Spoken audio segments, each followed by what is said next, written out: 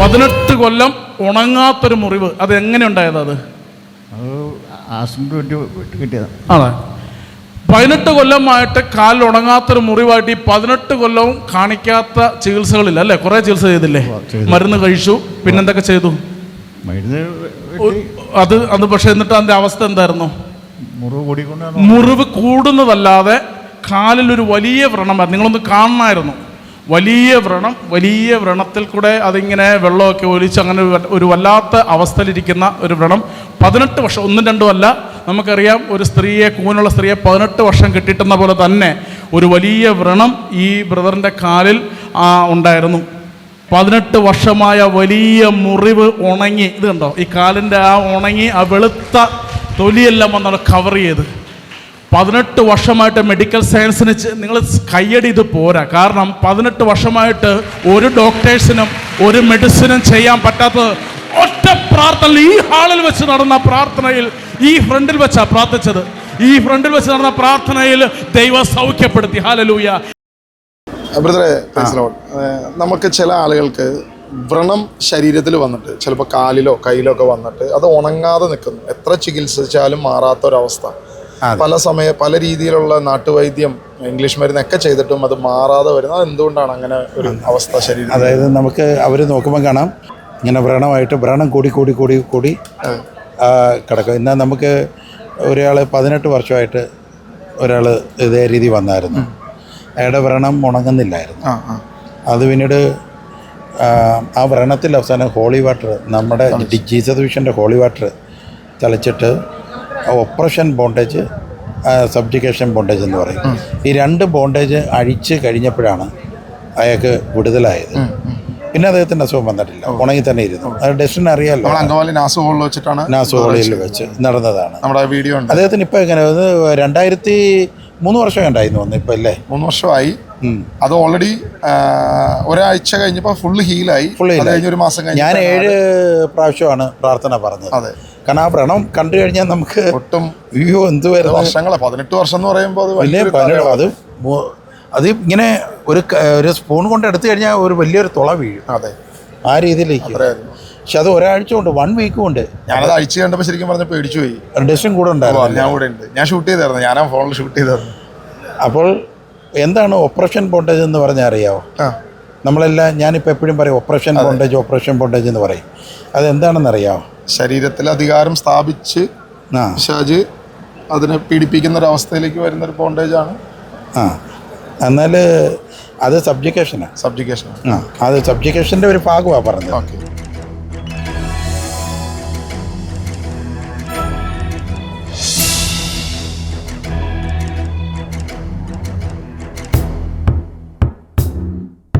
Operation bondage എന്ന് പറയുന്നത്, അതായത് ഒരു വ്യക്തിയുടെ സ്പിരിച്വൽ, ഒരു വ്യക്തിക്ക് ഒരു സ്പിരിച്വൽ ഉണ്ടല്ലോ, ഒരു സ്പിരിച്വലിന് ഒരു സ്പിരിറ്റ് ഉണ്ടാവുമല്ലോ.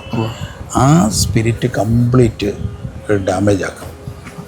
എന്നിട്ട് ഈ വ്യക്തിക്ക് ആത്മീയമായിട്ട് യാതൊന്നും കാണത്തില്ല, ടോട്ടലി സീറോ ആക്കും. പ്രാർത്ഥന ഉണ്ടാവത്തില്ല, ഒന്നും ഉണ്ടാവും, എല്ലാം ചടങ്ങായിട്ടിരിക്കും. പക്ഷേ ടോട്ടൽ സീറോ ആക്കിയിട്ട് ഈ മനുഷ്യൻ്റെ അകത്തേക്ക് ഈ ഓപ്പറേഷൻ ബോണ്ടേജ് എന്ത് ചെയ്യുമെന്ന് അറിയോ? ഭയങ്കര ഒരു ബന്ധനം ഇട്ട് കൊടുക്കും. അതായത് ഞാൻ യോഗ്യനല്ല ദൈവത്തിൻ്റെ മുമ്പിൽ, എന്നെ ഇനി ഒരിക്കലും ദൈവം എടുക്കത്തില്ല, എനിക്കിനി ഒരിക്കലും ദൈവത്തിൻ്റെ മുമ്പിൽ പോകാൻ പറ്റത്തില്ല, ഇങ്ങനെ പറഞ്ഞുകൊണ്ട് ഒരു ഭയങ്കര ഒരു ബന്ധനം ഈ വിശ്വാസം ഇവർക്ക് ഇട്ട് കൊടുക്കും. പോയാലും ഗുണമില്ല അവരുടെ ഉള്ളിൽ ഇട്ട് കൊടുക്കും. ഇട്ട് കൊടുത്തിട്ട് അപ്പോൾ ഈ ഒരിക്കലും രക്ഷ തേടി ആരുടെ അടുത്ത് പോകത്തില്ല, ദൈവസന്നിധിയിൽ പോകത്തില്ല, പ്രിയട്ടിയോ, അവിടെ പോകത്തില്ല. അങ്ങനെ ഇവനെ ലോക്ക് ചെയ്യും. ലോക്ക് ചെയ്തിട്ട് സ്വഭാവ ദൂഷ്യം കൊണ്ട് നിറയ്ക്കും, ഭയങ്കരമായിട്ട് നിറച്ചു കളയും. പിന്നെ ദേഷ്യം, പിന്നെ മദ്യപാനത്തിനടിമ, പിന്നെ വെറിക്കൂത്തിനടിമ, ഇങ്ങനെ അതിൽ നിന്നും മോചനം ഇവർ പ്രാപിക്കത്തില്ല. അതാണ് ഓപ്പറേഷൻ ബോണ്ടേജ് ആയിട്ട്. അതെ അങ്ങനെ ഇവരെ ഇങ്ങനെ ലോക്ക് ചെയ്ത് ഇങ്ങനെ കെട്ടി നിർത്തിയിട്ട് കഴിഞ്ഞാൽ ഇവർക്ക് എന്ത് പറ്റുമെന്നറിയോ? ഒരു മുറിവ് ഇവർക്കുണ്ടായ, അല്ലെങ്കിൽ ഇവർക്കൊരു രോഗം ഉണ്ടായ, അല്ലെങ്കിൽ ഒരു തലവേദന ഉണ്ടായ ഒരിക്കലും സുഖപ്പെടത്തില്ല. അതിങ്ങനെ കാലാകാലം ദൈവം വന്ന് കാരണം ഇവർ മെഡിക്കലിൽ പോയിട്ട് സുഖപ്പെടണം. ഈ മെഡിക്കലിൽ പോയി പെട്ട് രക്ഷപ്പെടുന്നേ രക്ഷപ്പെട്ടുണ്ട്. പക്ഷേ മെഡിക്കലിൽ പോയി രക്ഷപ്പെടാൻ പറ്റിയില്ല എന്നുണ്ടെങ്കിൽ അത് അവരുടെ അധോഗതിയാണ്. പിശാച് ഈ ഓപ്പറേഷൻ ബോണ്ടേജ് നിൽക്കുന്ന ഒരാൾക്ക് ഒരു അസുഖം വന്ന് അയാളെ മെഡിക്കൽ ടീം തള്ളിക്കഴിഞ്ഞാൽ അയാളുടെ അധോഗതി അയാൾക്ക് സുഖപ്പെടത്തേ ഇല്ല. ദൈവത്തിൻ്റെ അടുത്ത് പോകാൻ അവനെ മനസ്സിലാവും പോകത്തില്ല. അതാണ് അതിനെ ഓപ്പറേഷൻ ബോണ്ടേജ്. അതാണ് ദൈവത്തിൻ്റെ അടുത്ത് പോകത്തില്ല. അപ്പം നമ്മൾ ആ ചെയ്യുന്നത് എന്താണെന്ന് പറഞ്ഞാൽ ആദ്യം ഓപ്പറേഷൻ ബോണ്ടേജ് ആണോ എന്ന് ചെക്ക് ചെയ്തിട്ട് അതിൻ്റെ പറ്റിയ ഒരു ഇതുണ്ട്. അത് ഡെലിവൻസ് വരവുള്ളവർക്കേ അത് അറിയത്തുള്ളൂ. അത് വെച്ചുകൊണ്ട് അത് ആദ്യം അഴിച്ചിട്ട് പിന്നീട് ആ ഹോളി വാട്ടറിൻ്റെ ശുശ്രൂഷയാണ് പിന്നെ അടുത്തത്. അതിലഴിയും. അവിടെയാണ് ഡെലിവർ ആകുന്നത്. അവിടെ ഡെലിവർ ഈ ഒരു രോഗം മാറ്റം വരുന്നു.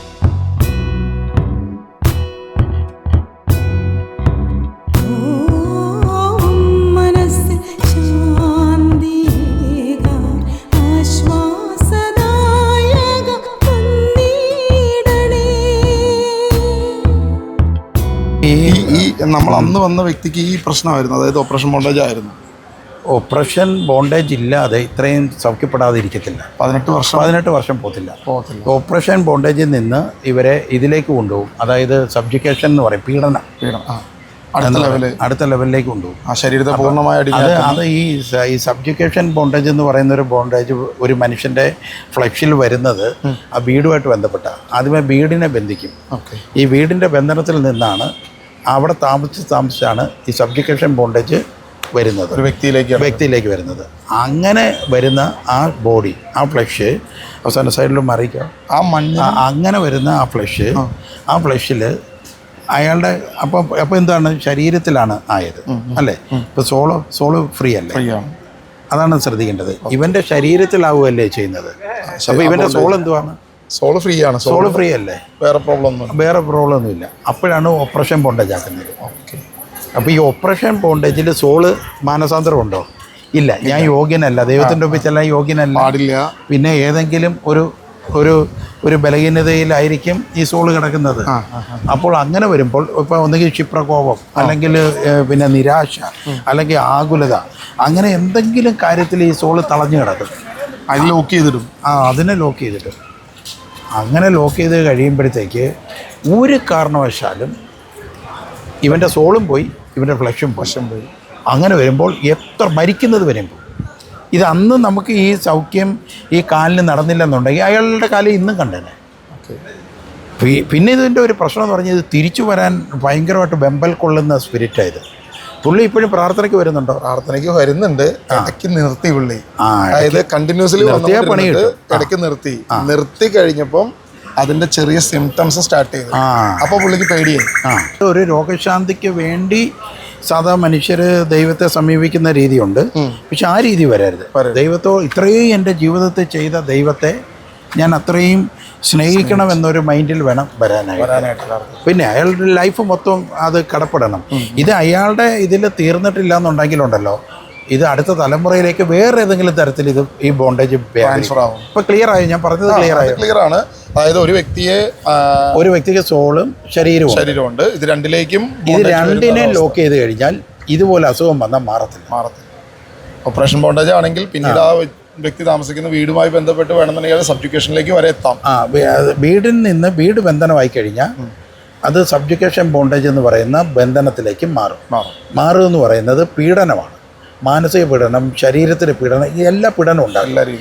ഈ പീഡനം ഉണ്ടായാലും മെഡിക്കലിൽ പോയിട്ട് സൗഖ്യം ഉണ്ടാവാം. ഇപ്പോൾ ആശുപത്രിയിലെ മരുന്നൊക്കെ കഴിക്കുമ്പോൾ സൗഖ്യം ഉണ്ടാവും. ഇത്രയും ഡോക്ടർമാരെ കണ്ടിട്ടും സൗഖ്യം ഉണ്ടാവുന്നില്ലെങ്കിൽ സോളും കൂടെ പോയിട്ടാണ്. രണ്ടും ഒരുപോലെ പോയി കഴിഞ്ഞാൽ സൗഖ്യം ഉണ്ടാവത്തില്ല. അപ്പോൾ എന്ത് ചെയ്യണമെന്ന് പറഞ്ഞാൽ പിന്നെ ഇവരെ രക്ഷിക്കാൻ ഇവരുടെ സോളിന് ഇവർക്ക് ഒരിക്കലും കഴിവില്ലല്ലോ. കാരണം സോൾ കൊണ്ട് തിരിച്ചു തരാം. പിന്നെ നമ്മൾ കർത്താവിൻ്റെ ശുശ്രൂഷകരാണ് ആ സോളിനെ വീണ്ടെടുക്കേണ്ടത്. അതാണ് നമ്മൾ ചെയ്യേണ്ടത്. യേശുവിനെ കൊടുത്ത് കർത്താവിൻ്റെ ശുശ്രൂഷകർ. അതുകൊണ്ടാണ് ഹോളി വാട്ടർ തളിച്ചത്. ആ കാലയിൽ ഹോളി വാട്ടർ ഞാൻ ശരിക്കും തളിക്കും. എനിക്ക് നല്ല ഓർമ്മയുണ്ട്. അത് മൊത്തം ഒരു കുപ്പി തുറന്ന് മൊത്തം തളിക്കുന്നുണ്ട്. എനിക്കത് ഓർമ്മയുണ്ട്. ഇപ്പം ക്ലിയർ ആയല്ലോ. ഓപ്പറേഷൻ ബോണ്ടേജ് എന്താണ്, സബ്ജുക്കേഷൻ ബോണ്ടേജ് എന്താണ് എന്നുള്ളത് മനസ്സിലായി. ഈ വ്യക്തിയുടെ ഭവനത്തിൽ ഓൾറെഡി സബ്ജുക്കേഷൻ ബോണ്ടേജ് ഉണ്ടാവും. ഈ ഭവനം വീട് ബന്ധനമാണ്, അല്ലാതെ ഇങ്ങനെ വരത്തില്ല. ഇത്രയും വരത്തില്ല. ഈ ഓപ്പറേഷൻ ബോണ്ടേജിന്റെ ഒരു സിറ്റുവേഷൻ ബൈബിളിൽ നിന്ന് നമുക്ക് എവിടെയാണ് മനസ്സിലാക്കാൻ പറ്റുക? ഇപ്പോൾ ബൈബിളിൽ ഡെഷൻ ബ്രദറിന് ചിന്തിച്ചാൽ മനസ്സിലാവുമല്ലോ. നമ്മുടെ ഈ അറിയാവുന്ന കാര്യമാണല്ലോ, നമ്മുടെ ഏതിലാണ് ലേവ്യ പുസ്തകത്തിലല്ലേ മറ്റേ കുഷ്ഠം വരുന്ന അപ്പം ആ ലേവ്യ പുസ്തകത്തിൽ ഇങ്ങനെ ഒരു മനുഷ്യന് കുഷ്ഠം വന്ന് ആദ്യമൊക്കെ ചെക്ക് ചെയ്യാൻ പറയുന്നുണ്ട്. ഇത്ര ദിവസം ചെക്ക് ചെയ്യണം, അതിനുശേഷം പുരോഹിതനെ കാണിക്കണം, പിന്നെ അവനെ അശുദ്ധനായിട്ട് പ്രഖ്യാപിക്കണം. അത് ഈ ഓപ്പറേഷൻ ബോണ്ടേജിൻ്റെതും സബ്ജുക്കേഷൻ ബോണ്ടേജുമായിട്ട് ബന്ധപ്പെട്ടതാണ്.